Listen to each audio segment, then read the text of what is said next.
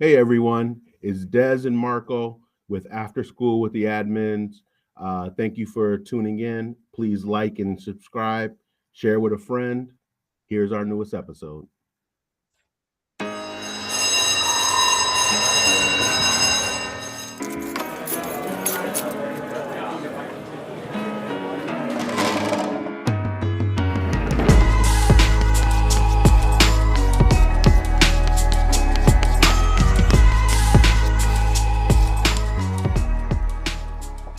Welcome, everyone, to another episode of After School with the Admins. I'm your host, Marco Torillo, and I'm here with my co-host, Des Caldwell, good morning, good afternoon, good evening, whatever time of day it is. We appreciate you spending this time with us.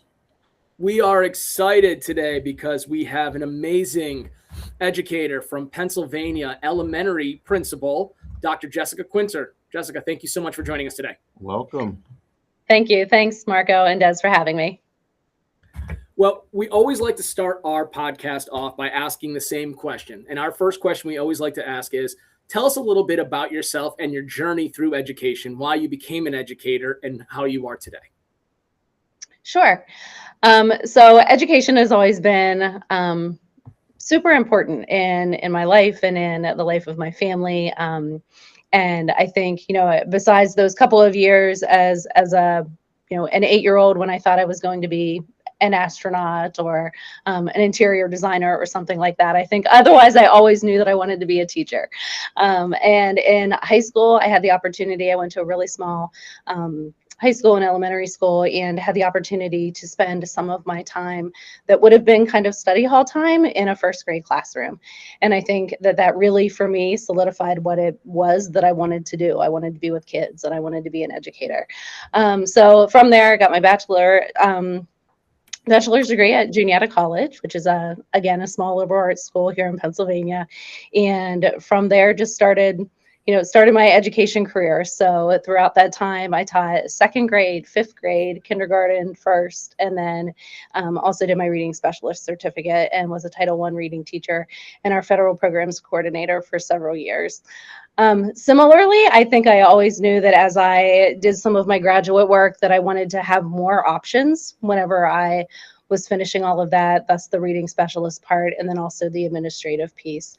And kind of having that broader perspective and being a principal also is a phenomenal job, right? Like you get to really impact everything at a larger level and still get those really great connections every day.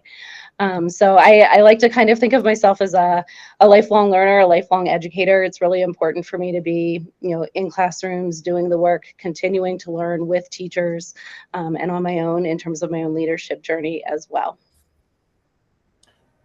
So, Jess, I am really intrigued by you said senior year, you had an opportunity to, did you use the word tutor? Yeah, we were kind of like a classroom assistant. So I had, a period that would have been a study hall period, and our elementary building was right beside our high school building. So I had the opportunity to go work with a teacher, and I did things like practice numbers, practice letters, help students read, help students write, and that for me was such a great highlight of my time, I think, in high school, and again, just really solidified what it was that I wanted to do. So I love that because my experience was similar. I, unlike you though, had no clue what I wanted to do with my life. I just wanted to get out of school early. That was an opportunity for me to not sit in the study halls and or take classes that I didn't need to graduate. And I got to be a tutor in a middle school math class and absolutely discovered my superpower and that experience. And so hearing you say that, I want to just take a second.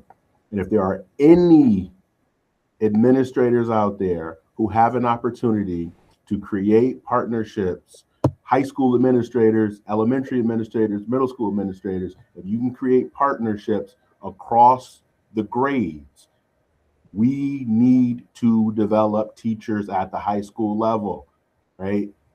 Kids are not necessarily growing up saying, I want to be a teacher anymore. we need to give those opportunities so that our students can see just how fulfilling it is. If I hadn't experienced those aha moments where kids who didn't understand a math skill get those skills when I was working with them, I don't know that I would have ever thought, oh my goodness, this feeling is something I want to replicate for the rest of my life. So I was really excited when I heard that was your experience. And just, I couldn't pass that up. So if you're hearing this, create that if it doesn't already exist within your district. We need to help build more teachers. I'm sorry, please carry on. I'll get off the soapbox now. No, absolutely. Right. And it's all about those connections and those opportunities to build those relationships. And sometimes it's something informal, right? Well, we have some high school students who come to our building now and help with field day. But, so it's like you're helping kids, right? Like throw water balloons and play outside games. And that's a really cool connection too. But I think to your point, Des, you kind of mentioned about those kind of light bulb moments. And for me, I think that was the part that was the most impactful and kind of sticks with me still, is that I really have this huge spot in my honestly heart and soul for kids who need that little bit of extra love, a little bit of an extra chance. And I think that really is the impact that we have the opportunity to make. Yeah, I think that is a major point of us, because that we, if we can just make those little moments for kids, they will start to love school even more. And then if they start to love school even more, they can then pass that around to the next individual and the next, where we know sometimes in some areas, education gets that bad rap and gets that bad feeling because based off the experiences the adults have had when they were children and then their thoughts of it. So if we can create more opportunities for positive experiences, I think you can find that more will want to come back to education, more will want to be those educators, because they need to see that. They need to see the fact of like how joyous it is and the things that we can get from it altogether, which, for us as educators, we see it, we love it, we know it. To others on the outside world, maybe you don't get a chance to see it so often, to know that like how well it really touches individuals and like how you can make differences in people's lives through it. Right. So hearing that, I know that you've made some statements about your parents, saying about how they were a major component of what made you who you were with it, how instilled the core characteristics in your life for caring for others, serving your community, and working hard. How do you think that translates over into the classroom? Sure. I think that, right, like our roots help us grow. And I am very fortunate to be part of an amazing family. I'm the oldest of three. And so that probably is sort of that teacher sort of mentality too, the one that kind of is in kind of like the in charge and telling other people what they should do. My brothers were phenomenal at playing along with that whenever we were kids, for sure. But I think it just growing up and really having the value of family, really having the value of really lifting each other up, being there for one another. And I think that key component really sticks out in who I am as an educator. School's important, but we all have lives and other things that are more important. And so if a teacher comes to me and says, hey, I need to leave early, this happened, or I had this family emergency, this happened, go. Like, family is the most important thing. And I think that I try to model that with my teachers, and they'll say, she always says family first. Like, absolutely, whatever is the important thing that you need to take care of, please take care of that. I think too, there are, right, like some characteristics that kind of make their way into who you are from parents. My dad is a quiet observer, and I tend to be that way whenever I approach something new or novel, kind of like trying to take all the perspectives into consideration, really trying to listen to others, to use what I know, to apply it to a new situation. So I think that is a piece that really sits with me as an administrator, for sure. My mom was a nurse and worked in a school setting for a very long time as well. So she naturally, right, is that kind of caregiver person that tends to take care of everyone. And I think that part resonates with me too, in terms of how I lead and what I do. We always kind of joke whenever I do like lunches for faculty or special things for faculty. I'll say, I am my mother's daughter and I want it to look really nice and I want something to be homemade. All of those pieces that kind of go along with that too. And I think still, right, like even as an adult, that relationship piece is really important. And I continue to learn from the way that my parents, care for one another and for our family and for the community and the ways that they still volunteer and serve. Do you think that the community side that you talk about and like the way that you build, it sounds like that you're building your culture of your building. Do you think that is the first steps to creating a great school? Or do you think you have to first have the academics, then to build the culture for the culture of the building? I think really that culture and relationship piece is the foundation of everything that we do. I Whenever I made the transition to my current district, I just finished my 5th year there. There had been some turnover administratively. It was right after the pandemic. I mean, there were a lot of things that were happening in terms of impact on staff and our students, and really recognizing how important it was to be able to build that trust and that culture. I mean, I was a new person coming in. They didn't know me at all. I didn't know them at all. They knew that, I had experience in a very different kind of school district. I was in a really, really small rural school district, and this one is a little bit different from that, being kind of right in State College and part of that Penn State community. And so for me, it was really important to take the time to build that trust. And really the trust part, I think, came first, even before we were able to build some of that culture piece. How do you start to build that trust? If basically, like you just said, you came to a district where there was a lot of turnover. And we know where there's turnover, there's weather the storm people, which is this too shall pass. You can tell me whatever you want. I'm going to sit here and wait because I'm going to find out whether you're really staying or you're leaving in the next year or so, and I can just wait for the next person. How do you start to build trust to know that you're going to be there? Yeah. So for me, I was fortunate. I had the opportunity to go to the building to meet the staff on one of the last days of the school year, prior to when I was going to be able to start. So I was able to just kind of do an initial introduction, really be able to kind of put some names and faces and all of those pieces together. And I was just really honest during that introduction. I said, I recognize that there has been a lot of turnover here. I recognize that you don't know me. I hope that you will find me to be kind and sincere and genuine, that I will take time to listen. And, we're really in this to do the good work together.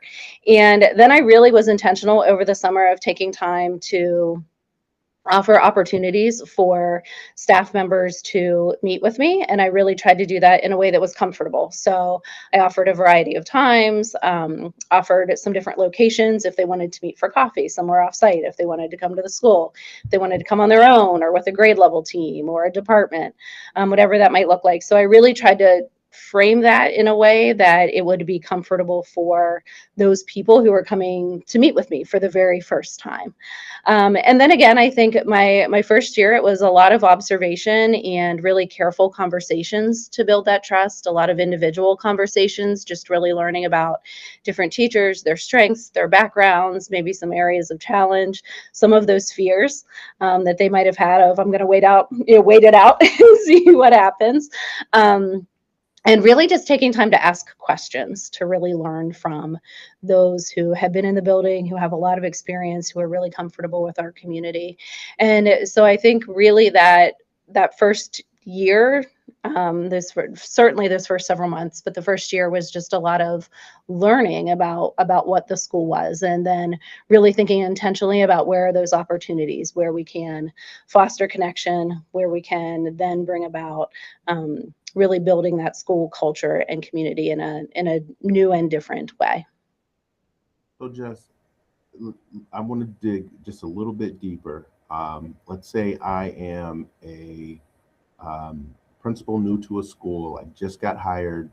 July 1st is my first day, and I want to open my office hours up to meet with staff over the course of the summer. What does that meeting look like, right? Let's say whether it's a team or an individual comes in, sits down, whether it's in my office, the conference room, classroom, whatever, what does that conversation look or sound like? Sure. So I really took the opportunity first to really learn about the staff member, the teacher that I was meeting with. Sharing my educational background, my personal background, connections with family, all of the hobbies, all of those things, and then really taking the opportunity to learn about them in exactly that same way, and then just really looking at, right, the kind of general pieces, right, like the grade levels that you've taught, your years of experience in the district. Was there another job that you had before you became a teacher? Were you in a different district when you were here? What are some things that you think are going really well? What are some areas that we might want to look at in terms of change or of growth? And quite honestly, at that point in time, like I said, just because there had been that turnover, and then also kind of coming out of the pandemic and everything was a little uncertain at that point in time too, there were a lot of considerations for that.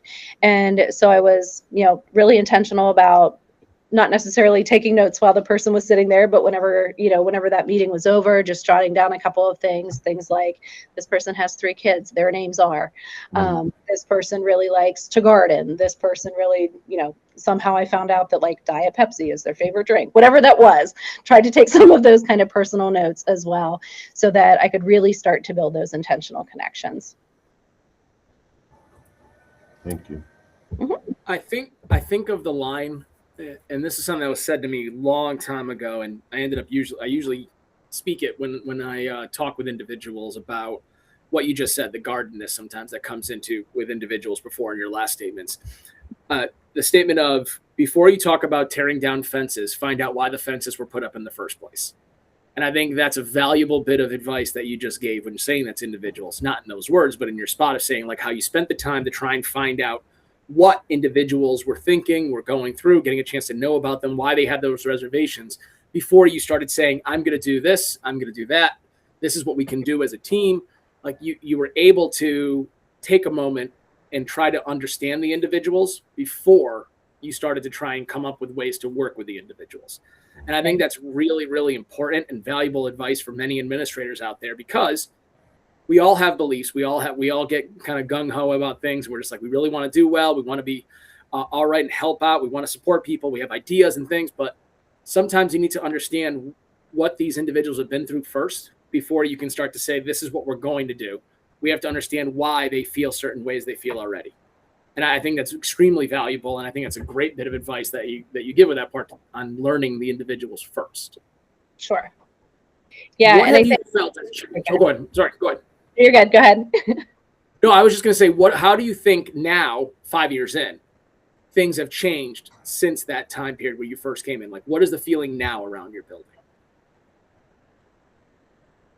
The feeling in our building now is very different from where we were whenever I started 5 years ago. Right. And it's the accumulation of a million little things, as a friend of mine would often say. And I think just really looking for, where are those opportunities that we can take steps to move our culture and our building forward. And so for me, I had mentioned earlier, it's really important for me to be a learner with everyone in the building, and then also on my own as I continue to, really think about what leadership looks like. And so for me, it was really looking at, where are those little opportunities that I might be able to provide a resource or plant a seed or something like that, that might be at the individual level, might be at a grade level, and then how can I really just start to build that culture where teachers feel comfortable to come to me to ask questions, staff members feel comfortable in the same way, and then we'll be able to kind of problem solve and move that forward together. So for example, kind of connecting that to the academic piece now, we were not a district or a school that talked a whole lot about data. And whenever we really looked at, like, what are these measures that we're using to show, right, that we're making growth within our curriculum and with our academics, what can that look like? And so then once we started kind of having those conversations, I was again kind of looking for those prime spots to help support. So a certain grade level came and said, we could use some more information about like reading. How am I sure that I'm differentiating my reading the right way? And I was able to say, here's a little assessment that we can use. Here's a different resource that we can use, and to be able to share that. Someone else, another grade level, said our math isn't where we want it to be. So how can I plant that seed to help with that? And so I think just really establishing that culture of trust in the beginning has led us to be able to really have more open conversation and to take really like more risks and steps together as we go too. Hearing that, what are those specific steps that you started to do with those specific staff members? So I understand, kind of want you going a little bit deeper with it, because you talked about what you did and like the academic. How did you get them to start piecing that data section of it to it after you've built that trust with them, now to look at their numbers or the way they're doing things, which can easily destroy that trust that is very fragile in any waking moment? How did you start to get them to still believe and understand and see through it? I think part of it was, right, like just acknowledging that this is a part of what we do, and it certainly doesn't encapsulate a whole child. It certainly doesn't encapsulate what we do throughout our entire year. We measure growth and we look at kids in a variety of ways. And so really just looking kind of holistically at what are all of those pieces that we can use so that we're really a system and a structure in a school community that supports all of our kids. I think one piece that really helped with our building as well, so we were fortunate to be able to add a dean of students position that added an additional level of support. We were able to add a special ed teacher, which added an additional level of support. And I think that those pieces helped teachers feel more comfortable in us being able to respond and support students. And then therefore that allowed us to kind of shift a little bit more in terms of looking at that data and instructional practices piece for sure. I guess specifically thinking about data, just kind of, right, like being a part of it and recognizing what it is and how we can, keep moving that part forward together. So I, whenever we do our reading screener and our math screener 3 times a year, I jump in and help get all of that done. I help look at the data. I help score the results. I help administer it with specific students. So part of that is the modeling piece of it for sure. And then part of it really is looking at collectively, how is our school, what does our student engagement look like? What does our attendance look like? How are we, designing interventions, whether those are academic or social emotional, that really support kids? And so I think just really, again, kind of being responsive when the time was right in specific areas. So it wasn't like this collective large group, this is what we're all going to look at this point in time. We do that, of course, right, as part of our comprehensive plan, but then really looking specifically at either the classroom level or the grade level, so that we're really looking individually at kids from year to year and helping to build that.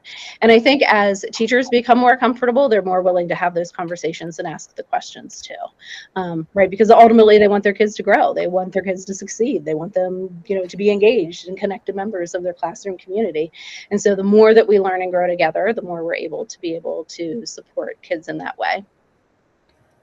Jess, so oftentimes we start with that relationship piece, and because I think most educators, maybe this is a blanket statement, but most educators really enjoy the social aspect of the job.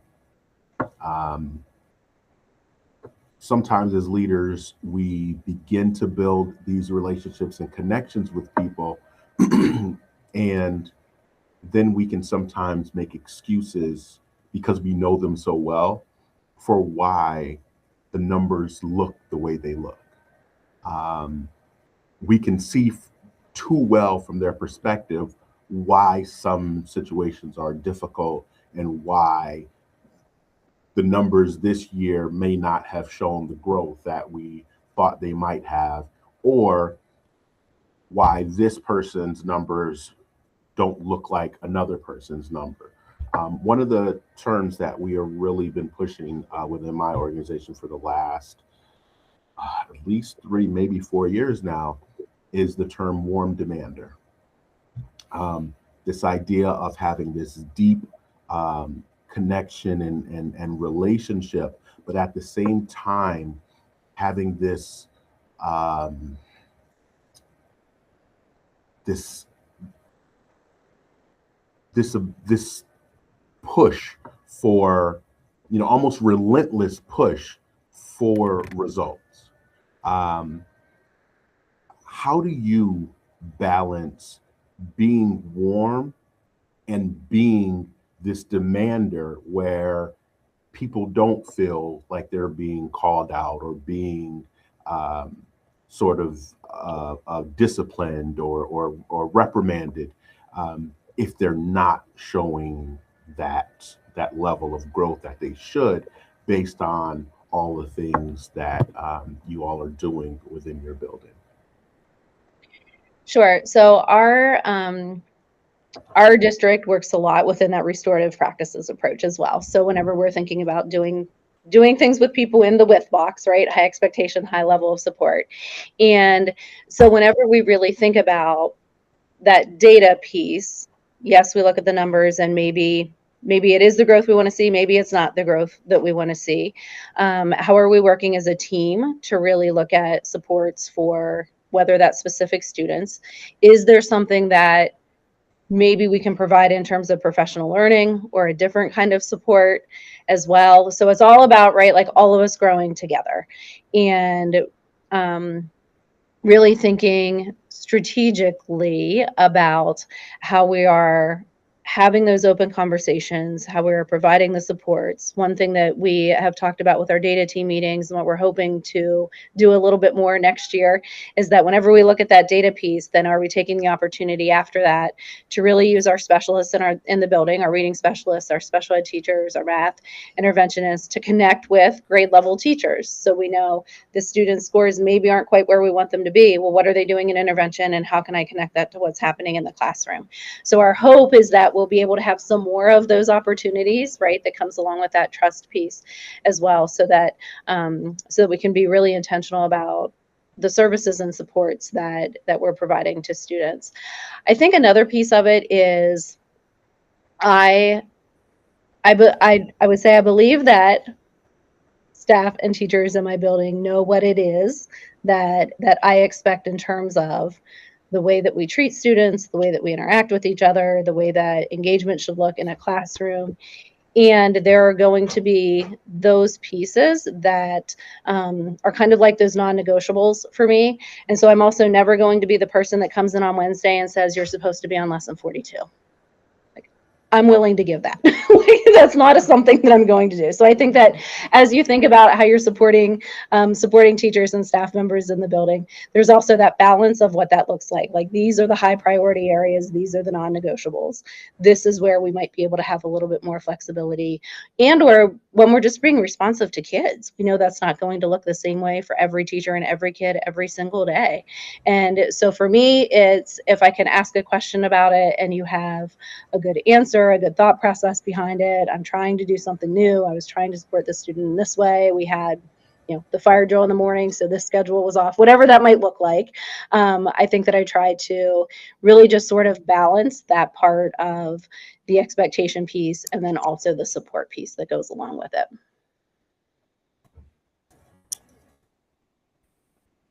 How do you choose when it is tier 1 support versus the need for those tier 2 style supports like you mentioned inside that classroom? So you're asking that question. Well, you said that statement of, being that warm demand or the high expectations, and which I heard was high expectations routines will help support students to be able to be successful. But then you also mentioned the fact of when you're working with your ML students or your special education students, you have those extra supports we can put in place. How do you as a school start to make that determination of when it's time to move from the tier 1 to the tier 2? Sure. So we're using a lot of those pieces of data. Our school has a pretty clear process in terms of our district has a pretty clear process in terms of what data we're using in terms of intervention for either that additional math support or Title I reading support or whatever that might look like. And we recognize that there's a lot that happens in the classroom, really at that small group level, that allows teachers to really just differentiate and try to meet student need. So our goal, right, of course, is for students to be in the classroom as much as possible with all of their peers and to be learning with everyone else. And we know that the tier 1 part is especially important whenever we're thinking about vocabulary and the kinds of questions that are asked and the kinds of opportunities that students have to learn from their peers and from their teacher as well. And so again, we have a pretty specific process that the school uses in terms of what data we use, what cut scores we use, all of those sorts of pieces, but then also still recognizing that there's so much that goes into an education of a child, and each kid is so different and so special in their own way. And so how are we both using what we know to kind of bolster those skills that maybe are areas that are lacking, and what can we use that we know about this kid's strengths and what they do really well in order to help make those connections. And because like at the same time, we talk about this sometimes with reading, if I'm having trouble reading and I'm just practicing reading all day long, that's not very much fun for me because it's really hard and it's something that maybe I don't want to keep doing.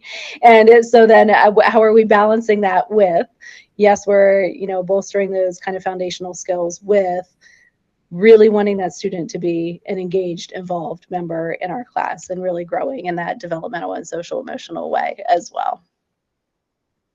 How do you recognize when staff are doing well with this and making them almost that lighthouse for other individuals to see and do? Sure. So again, whenever we do kind of those collective meetings with our core team, we do those multiple times, 5 times a year, and really celebrate what that student success looks like, whether that's the progress monitoring piece, if it's they need a different level of intervention, or maybe they don't need intervention anymore. So we really celebrate that with both the teacher and the student as well, right? Like recognize that their hard work has paid off and look what you can do now. Really looking at numbers and progress in that way. And we know it makes a huge impact for kids to be able to track their own progress. And so we've been able to see some nice growth with that too. And then just really recognizing recognize, acknowledge, extend. And so whenever we see that something great has happened, and it may be because of a certain instructional practice that someone is using, whenever I have the opportunity to be able to say, you know what, this person has really seen some really great growth in their classroom with reading levels of students. They have tried doing this. This is something that then we can pass on and use. So I'll share that kind of individually with teachers in different conversations. If I know of someone who's struggling maybe with something or could use an additional resource or an additional person to talk to. There have been times whenever we'll call on certain teachers whenever we do an in-service day, and we do different presentations that happen throughout the day. I had called on some people that had done some really great things with math, and they did a presentation at one of our in-service days last year. So really trying to, again, acknowledge that and recognize it, and also being really sensitive to how that teacher or staff member may want to be recognized or not, right? Like some people are really happy to just do their job and they don't want anyone else to know. They did all of these amazing things. So really just kind of being sensitive to that part too. Like not everyone wants a shout out at the faculty meeting, but they do appreciate a really nice note on their desk. So really just thinking again about what those ways are that the grownups in the building like to be acknowledged, as well as students, of course. Yeah, I always make the statement of that educators are basically just larger versions of our students. They treat the same exact way where we think of how we want students to feel and be acknowledged for what they're doing or may not want to be acknowledged. It's the same exact way we want to treat our staff about it because they feel the same exact way. They're just older versions of it. They haven't changed. They're all a lot of those same things are still there, especially when you work in education. You still kind of have those tendencies to almost act like a student sometimes because it's just what it is. You've been a part of it for so long. You want to still continue and still kind of get those feels that same way. Right. Yeah. And we also, throughout the year, there are times, and this is something that I feel that we could do more as I'm thinking about next year and planning for next year. We generally do a part of our faculty meetings that is kind of a learning and growing together. And that might mean someone coming in to do a presentation. It might mean a specific update from curriculum. It might be, a specific update in terms of from our behavior specialist, something like that. But I also try to allow some time during that portion of our meeting for teachers really to be able to talk to each other, either in vertical teams or across grade level teams, to be able to kind of share what are those successes, what are I'm seeing our vocabulary scores aren't where they are, but I see fifth grade did it really well. Can I talk to fifth grade and find out what that is? So just really trying to, I think, provide those opportunities where teachers have the chance to really talk to each other about what's going well and what they've seen is an important part of that. And again, we do that some, but I'm really hopeful that we can provide some more opportunities for that to happen in the upcoming year. I want to talk about being vulnerable. So I know that in previous podcasts, you've talked about showing vulnerability as an administrator. I've got a follow-up question after you answer this one, but I'll start with what does vulnerability look like as an administrative move?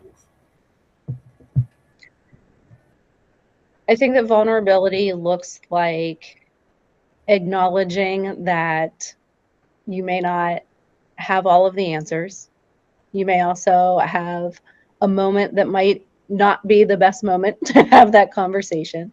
You might not say the right thing at the right time.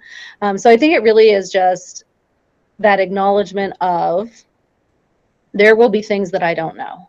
There will be times that I don't say the right thing. There will be times that you think I messed up, and I can acknowledge that, and let's figure out where that is and how we're repairing that and moving forward. I think I can think of a really specific example of that happened a couple of years ago, I guess, at the current building where I am. So in terms of, our kind of our day-to-day functioning, we had some students who had some pretty significant behavioral escalations that warranted a response.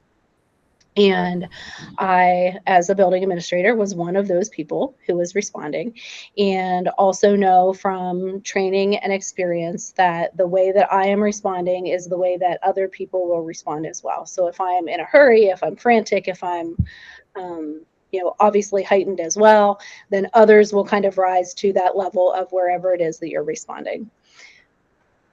What happened within that was there was this perception that it didn't bother me, or that it wasn't stressful to me, or that it didn't sit with me in a different way. And it really took me, we were at a staff meeting and someone said something like, what are we doing about all of these behaviors? And it took me saying, I don't want these to happen either.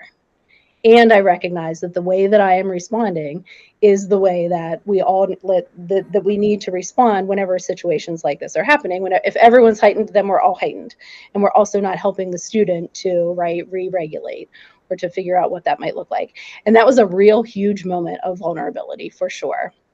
Was just that acknowledgement of I might look calm and cool on the outside, and there are times I go back to my office and cry too. And I think it was just that moment of just really being human about everything that was important. And I think too, really, that vulnerability comes into play with something as simple as just learning with educators. And so every year, I make sure that I take an opportunity to participate in a professional learning that teachers are participating in as well.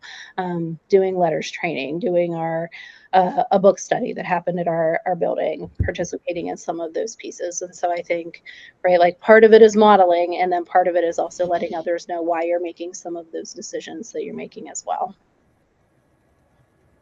Okay. And so you've used the word balance a few times, and you started answering this question, the second part of the question, but it was really balancing that willingness to show vulnerability with the almost authoritarian, and that I've got this and I need you to do these things I'm I'm asking you to do because this is the path forward. So what does that balance look like? So it's really interesting that you just mentioned the word because. So one piece that I have found has been so effective in terms of creating change and having those critical conversations within the building where I currently work is being able to share a context for decisions and conversations. So again, I have mentioned earlier, I tend to ask a lot of questions. I tend to be an observer. I tend to really be reflective about decisions that are happening. And so whenever I'm able to say,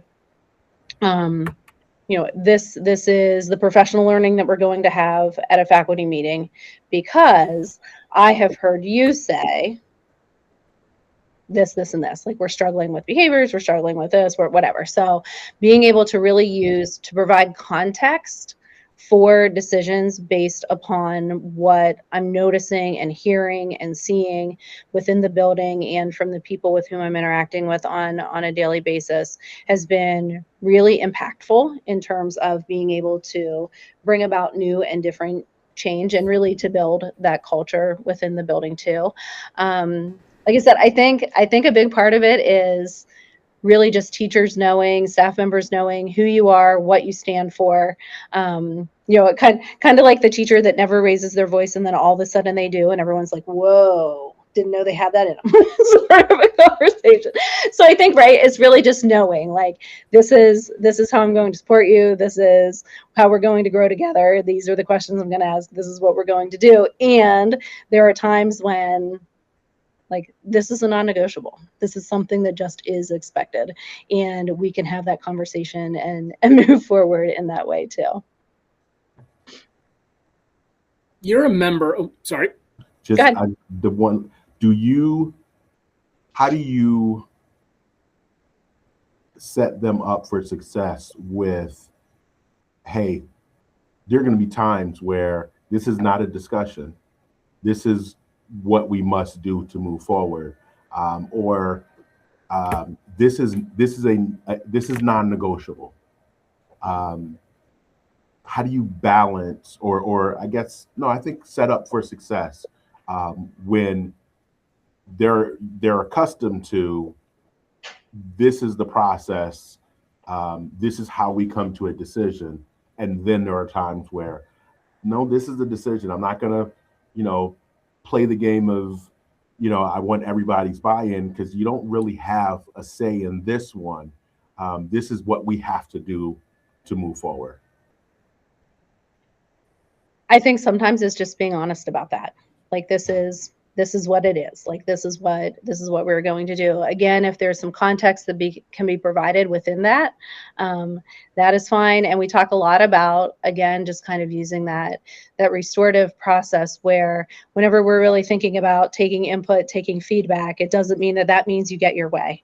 And we have those same situations happen at the administrative level. We're working with directors, working with central office, and there are these times when we have, very robust conversations, and there are times when we disagree and we ask a whole lot of questions, and at the end, someone says, "This is how it's going to be." And so I think, again, as much context as can be provided with that, I think as long as we're in education. So as long as you're able to say, this is why and how we believe this will benefit kids, and kids are at the crux of this decision, then that, of course, is the thing that we're going to do. There are lots of times where there are some times, let me back that up. There are some times when that feedback will come back and it's something that's convenient for grownups and not best for kids. And so those are the times whenever we really focus in on, like, is this the best decision? Is this the best path forward, where we're really making something that is better for kids, better for our school? And then at that point, I think that is really, like, if people understand why and how you're making those decisions, then that can happen. And there are times when something comes to the building level from an upper administrative level. And again, sometimes I'm really honest about that. Like, this is what we received. This is how they want us to roll this out. This is what we have to do. We're going to, work through it together. Obviously, always having that level of support as well. Thank you. Jess, you have been a major member of both state and national education movements. Can you talk a little bit about what you've done and then also why it's been important that you think others should also follow in your footsteps and be a part of those areas? Sure. So I first became involved in our state level association, the Pennsylvania Principals Association, about probably 10 years ago now at this point. I was in my former district, and again, it was a super small rural district. So there was one elementary building, one junior, senior high school building. So I was the only elementary principal. There was one high school principal, and we were just this really kind of small place. And had been there for 18 years, both as a teacher and then as an administrator. And I was really looking for ways that I could continue to grow and kind of develop both professionally and personally. And there was a couple of opportunities. I participated in some of our state conferences and a couple of other kind of regional meetings. And then there was an opportunity to serve on the board as a regional director. And so I had applied and was appointed to that position, and then was able to serve on our executive committee at the state level as well. And really, for me, at that point in time, like I said, it was about just really stretching and growing. Being a principal can be a lonely profession in a lot of ways. It's from day to day, it can right? It can be lonely. And really being the only person in a district that I was really comfortable with, I also knew that I needed some ways that I could continue to stretch and develop. And so being involved at the state level really allowed me to do that. It allowed me to really expand my network, to meet other principals, to participate in some of the professional learning that was happening. And then there are always these side benefits to that as well, like whenever you're expanding your network. So there are times when someone will send out an email or a text to the group and say something like, we're looking at new reading programs. What does everybody use and how do you feel about it? Or, we just had this, a school tragedy or something else that happened. Who else has had experience with that, and how can we rely on each other to kind of pick each other up and share experiences in that way too? So really being able to kind of expand that network, to be able to continue to learn and grow was the kind of first part of me being involved in that. And then 3 years ago, I became the Zone 2 director for the National Association of Elementary School Principals. And so on the board, I represent the states of Pennsylvania, New York, and New Jersey. And part of that is growing membership. Part of that is ensuring that the voices of principals in those states are being elevated to our board level in terms of how we're making decisions for our organization. And then a big piece of what NAESP does as well is the advocacy component. And so every February, we're in DC, we have an advocacy conference, and then spend a day on the Hill meeting with representatives from our states and really sharing the platform for education and the pieces that are important in terms of advocacy work as well. I think for me, it is, right. Obviously, there's a lot of that professional learning that can happen from conferences and other, workshops and other pieces that happen. And the real value for me, again, is just those relationships and that network that has been built. I think whenever you surround yourself with other amazing people, we're all lifted. It's inspiring for me to be able to hear about the amazing work that other principals are doing. It's rejuvenating, it's energizing, it's all of those pieces. And I love that I've had that opportunity to really be able to learn from others and to be a leader in that organization for our country. I think that as we, public perception of education and the way that governmental regulations happen around education as well, that it's just really important for us to tell our story and to, really share all of the amazing things that are happening within schools everywhere. And whenever I think about, doing that not only for the kids that I interact with every day, but for, the kids at your school, the kids at, across our state, the kids across our nation, and how are we really ensuring that all of them have that opportunity to be an engaged member of their school community and to have access to high quality teachers and high quality administrators, and just really looking at how we're developing and just really amplifying that voice to recognize the amazing things that are happening in schools. Thank you. We love to end our podcast always with a very important question from administrators that are on. What is a piece of advice you'd like to give to someone who is looking to either become an administrator or is in year one of being one? What do you think is an important piece of advice you would give to them? I think it is important to know who you are.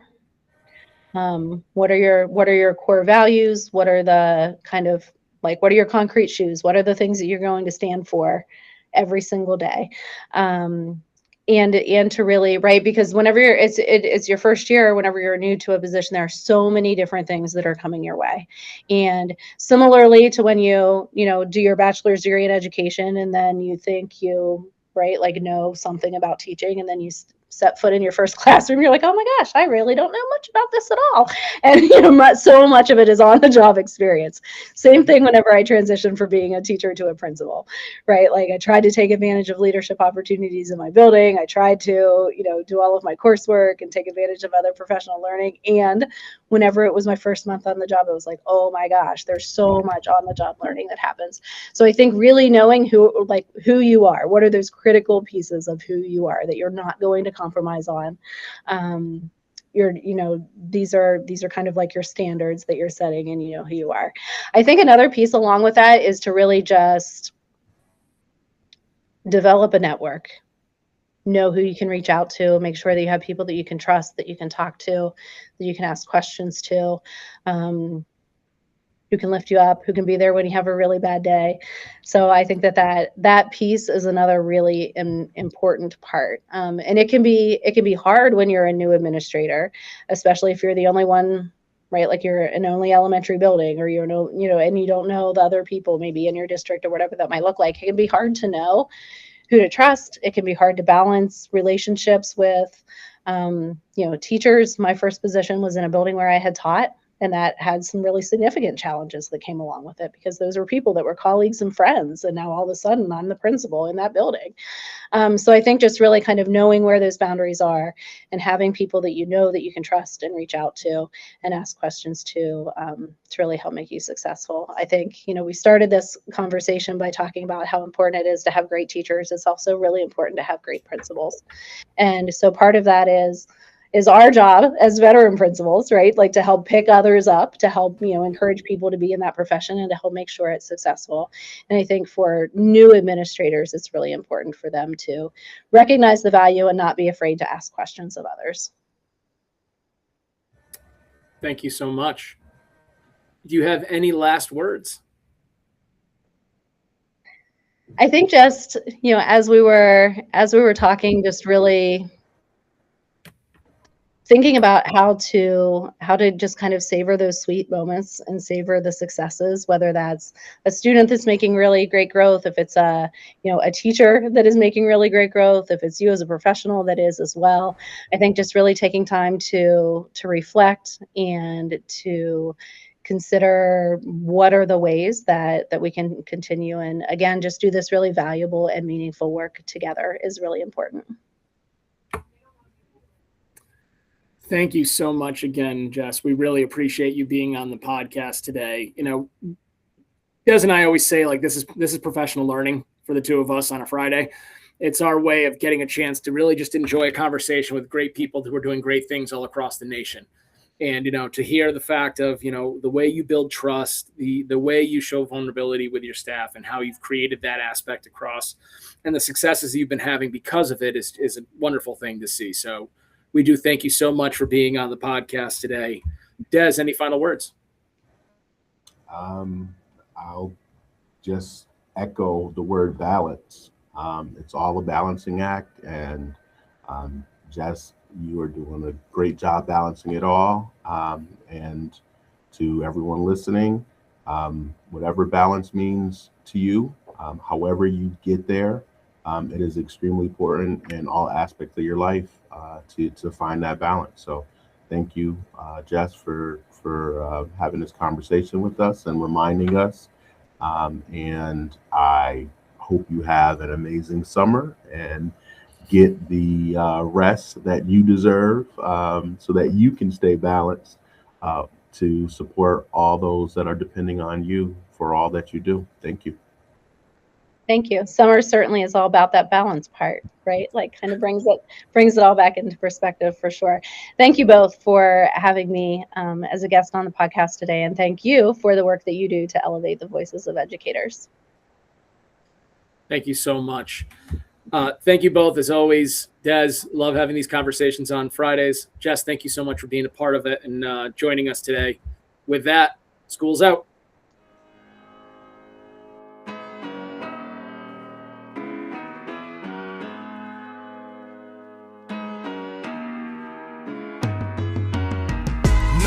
You all will be missed. Until then, I gotta blow you a kiss. Until we meet again on that other side, this my rhyme. We all love you to the end of this time, always. Know this, you all will be missed. Until then, I gotta blow you a kiss. Until we meet again on that other side, this my rhyme. We all love you to the end of this time.